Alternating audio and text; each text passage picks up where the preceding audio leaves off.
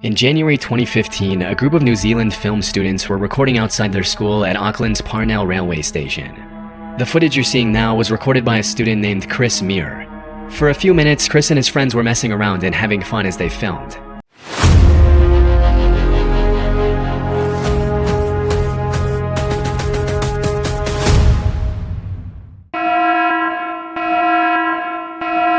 But that's when the group spotted a man and a woman wearing creepy white masks hiding in the tall grass next to the station and staring ominously at the camera.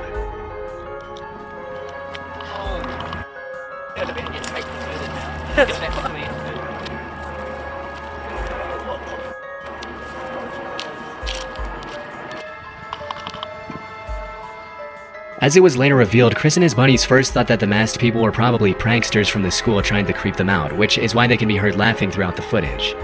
However, the students later confessed that it was more so nervous laughter and that they were actually pretty terrified during the encounter.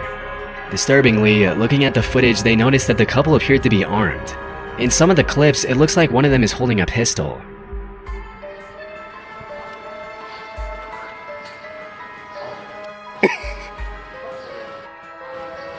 Where's the other one?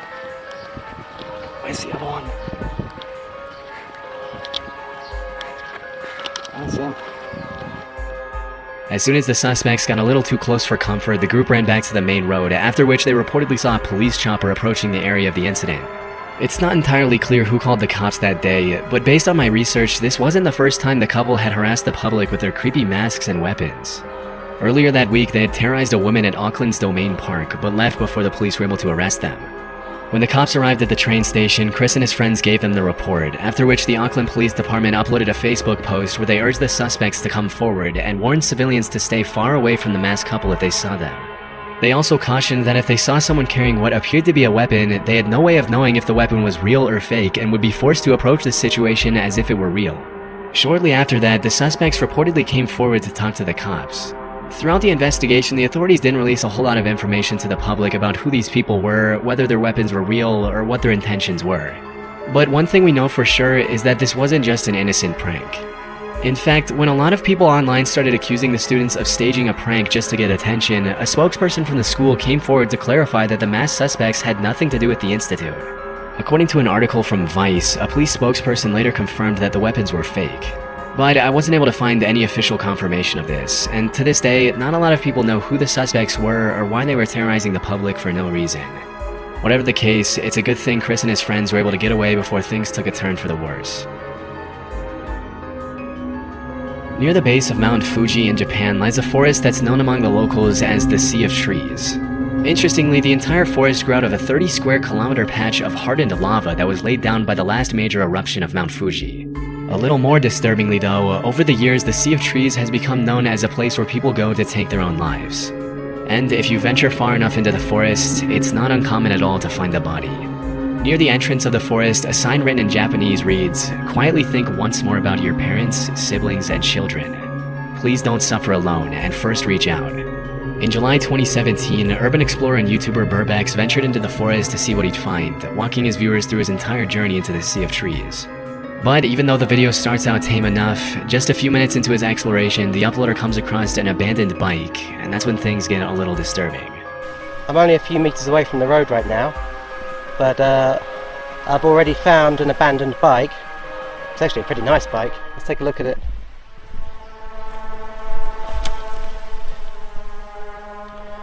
I don't think it's been here a long time. What have we got in here? And there's a packet for a knife. I think I've just found some kind of note in a bag. It says 1211. I can't quite make out. I think this is somebody's name just here, and I'm not sure what this means. On top of the bike, Burbax finds an empty piece of packaging for a kitchen knife, and a few minutes later he comes across a note written on a plastic bag.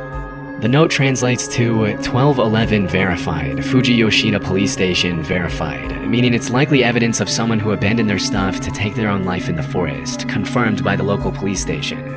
It's incredibly haunting to think how many lives have been lost in that forest over the years, and even more disturbing to think that any random passerby could easily find the body while exploring the terrain. Over the years, the Japanese government has implemented several measures, such as placing security cameras near the entrance to track those who walk inside, as well as training volunteers to talk to the visitors who are thinking of taking their lives. Still, this hasn't stopped people from following through with it, and the fact that the media has really played a big part in sensationalizing the forest in recent years hasn't helped either. In early 2023, a man named David Meredith was taking his usual evening stroll through his neighborhood in Red Deer, Canada, when he suddenly saw a bull moose eating next to a tree. Hoping to catch a better glimpse, he hid behind the tree to watch. And that's when the moose turned around and started charging at him. To understand how incredibly dangerous this is, keep in mind that an adult male moose can run faster than 35 miles per hour, which is almost twice as fast as the max speed for the average human male. Even though moose aren't generally aggressive, they can easily trample and kill a human if they feel threatened, which is probably what happened here. Fearing for his life, David hoisted himself up the tree next to him to avoid getting stabbed by the moose's antlers. He just ran me up a tree.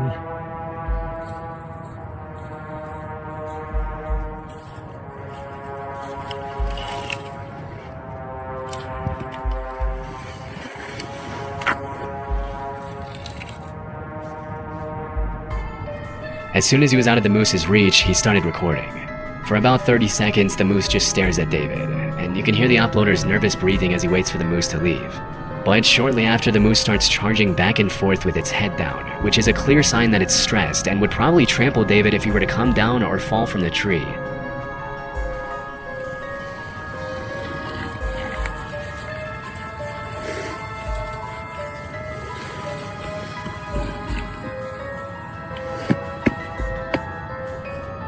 Based on what he mentioned to the news station that interviewed him a couple of days later, David stayed in the tree for over 10 minutes waiting for the moose to leave him alone. When asked how he climbed up the tree, he demonstrated how he pulled himself up by a flimsy-looking branch, which is honestly one of the most concerning parts of this whole situation. That branch breaks, and David would have been at the mercy of a very angry moose and might not have lived to tell the tale. Luckily, after seeing that David wasn't coming down, the moose finally gave up and ran off, thanks to which the uploader was able to come down safely after waiting it out for around an extra half hour.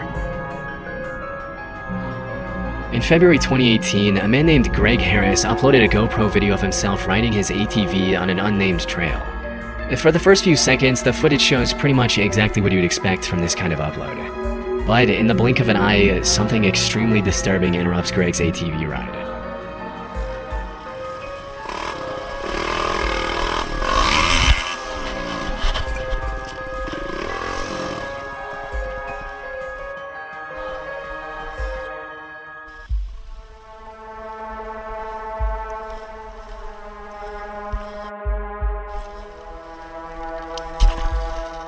If you didn't catch it, someone had set up a metal wire between the two trees, which got caught in the uploader's helmet and forced him to stop. It's pretty disturbing to think that if Greg hadn't been so lucky, he could have been decapitated by the wire. Fortunately, as mentioned in the video description, his speed along with the wire hitting his helmet instead of his neck caused it to break as he passed through it. It might seem shocking that anyone would even think of doing something as incredibly evil as setting up a lethal booby trap in the middle of an ATV trail. But sadly, it's actually pretty common in the dirt bike and ATV community. Sometimes these wires are set up by people trying to keep bikers off their property. Others are set up by psychos who get irritated by the noise and decide to use violence to fix the issue. And the rest are set up by people who are just messed up in the head and want to bring harm to others for no reason.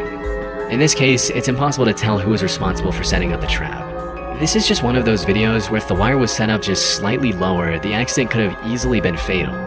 Luckily, he was able to walk away with minimal injuries, and he used his video as a way to warn others to watch out for these kinds of traps, especially when riding through trees.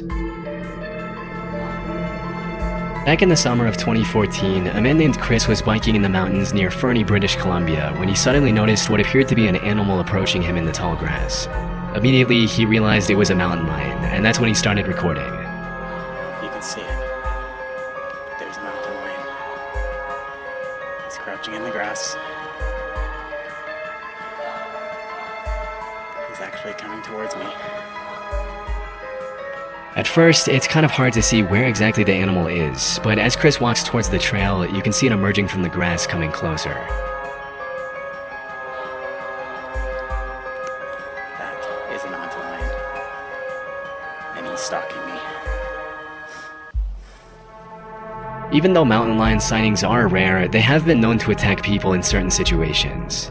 And let's just say, if you see one stalking you in the tall grass, slowly approaching as it stares you down, you can be pretty certain that you're in danger. About 2 minutes into the footage, the lion starts walking a little faster, and Chris does the one thing you never do with a mountain lion by turning his back and starting to run.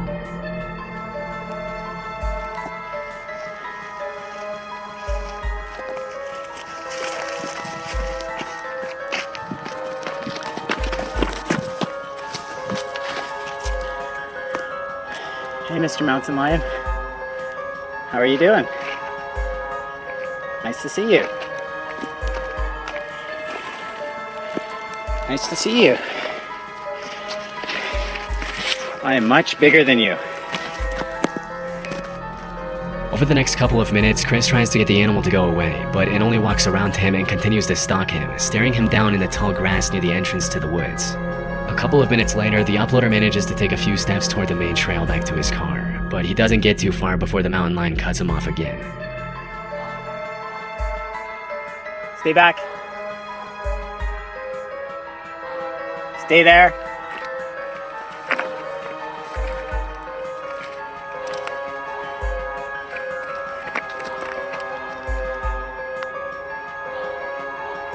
I'm not afraid of you. Fortunately, after a few moments of tension, the mountain lion turns around and disappears into the trees. Being in a position like that has to be downright terrifying, especially when you consider that the only reason the lion didn't attack was because it didn't want to. And had it felt more threatened, it easily could have done some serious damage. Thankfully, it was just a close call and Chris was able to walk away from the terrifying encounter unharmed. In March 2019, a 5-year-old girl from Fairlawn, New Jersey was playing with her friends near a creek in a wooded area behind their home right off Route 208. This was an area the family knew very well, as they'd been living there for 13 years, and the girl's father, Dave Kuroda, and his wife felt completely safe letting their kid play in the woods behind their house. But at some point during that particular afternoon, the girl came across a pile of clothing in the woods, after which she immediately ran back to tell her dad what she had found. Strangely, the clothes appeared to have been cut off a person's body, and there were suspicious red stains all over the tattered, shredded outfit. After confirming the bundle consisted only of women's clothing, Dave called the Bergen County Sheriff's Office and reported the incident, feeling like it was just too out of the ordinary for a random pile of cut-up clothes to appear near the entrance of the woods so close to his home. Even though this was the first time their daughter saw the clothes, it appeared they had been in the woods for several months, which explains some of the excessive wear and tear, but not the suspicious cuts and stains all over the outfit. Immediately, Fairlawn police started asking the public if they could identify the clothes, hoping that it was just a prank rather than something more sinister. Unfortunately, nobody came forward, and until the clothes can be linked to some sort of crime or to a victim, they can't be accepted for testing by the police department. To this day, the cops from the Fairlawn Police Department haven't been able to match the clothing to anyone in particular.